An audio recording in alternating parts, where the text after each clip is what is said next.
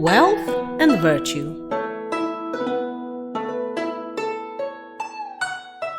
Once upon a time, there was a rich merchant in a small town in Korea. His house was the biggest in town. He had many businesses and a lot of people were on his payroll. He had a beautiful wife, but he was so busy with his trade that he often neglected her. Although she loved him very much, they never had any children and she was feeling lonely. She regularly spent a lot of time looking through the window at the back of the house that was opening toward the yard of their neighbor, the potter. She liked watching the harmonious relationship between the potter and his wife and how happy they were while looking after their children. While the merchant was worrying how to pay his workers less money so that his profit would grow, the potter and his wife were making small, colorfully painted clay toys that they would sell in front of their house. In spite of being very poor, the potter and his family were very content with their lives.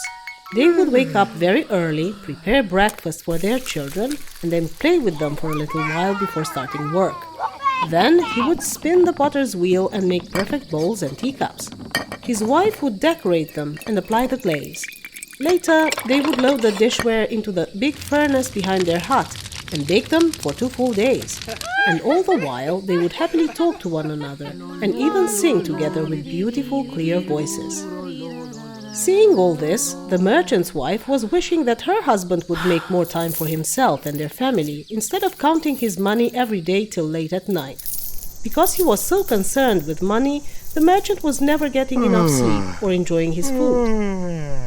Dear husband, I cooked your favorite beef stew tonight. How about we enjoy it together in the gazebo under the evening stars? The weather is so pleasant and the cherry blossoms are so fragrant. Cannot, my dear. I haven't finished the accounting books for today's business. I wish you would take better care of yourself. Sleep more and savor your food. Your health is getting worse because of too much worry. I sometimes think about our neighbor, the potter. His family is poor, but they are happy and very healthy and have no care in the world. They barely have 2 pennies to rub together. I don't know how they can sing so joyfully all afternoon while making those toys. They scarcely earn enough to go through the week after selling them, while I make 100 times that money in a week. I'd give up all our money to have a harmonious family life like the potters. You're talking nonsense, my dear. I mean it. I wish we were as peaceful and happy as the potter and his family is. I won't take care of that, thought the merchant to himself with a sly smirk on his face.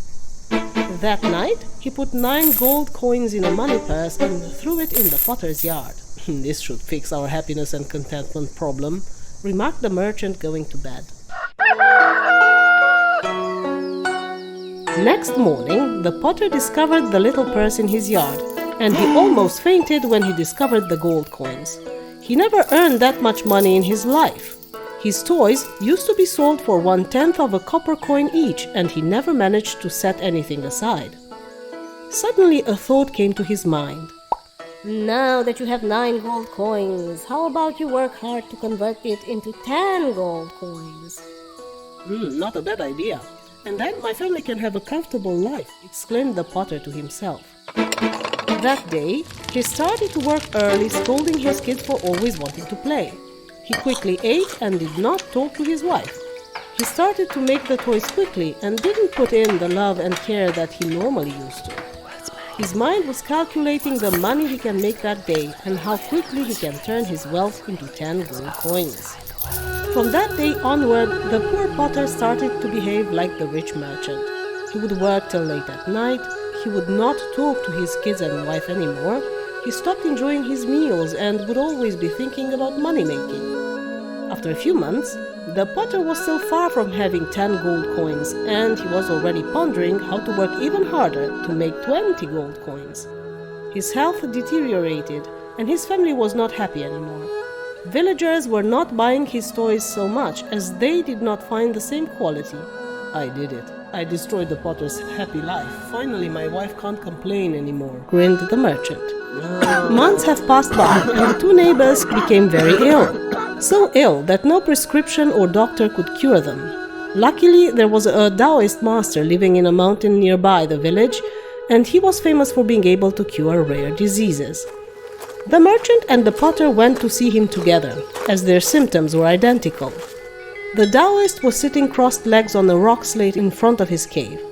The two neighbors bowed to him and didn't even have time to open their mouths, that the master exclaimed, "It's a great disease you're both carrying there, obsession for wealth.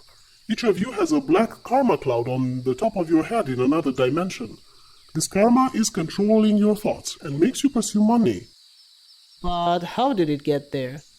It started growing above your head with your first wrong thought about wealth. I think I can remember. It was like someone asking me what I thought about turning 9 gold coins into 10, and I agreed it was a good idea," said the potter. Yes, that's when it all started. "Oh my goodness, how can we get rid of them?" wept the merchant. Those black clouds can stay on only when you have bad and improper thoughts. Clear your mind of them, and the karma will be transformed into virtue. But isn't it a good thought to work hard to make money? Well, from my perspective, wealth is given to each person according to the amount of virtue they carry. So do good deeds and be virtuous, and then wealth will follow. This is how you gain naturally, without pursuit. With this, the master turned into a white cloud and flew into the distance.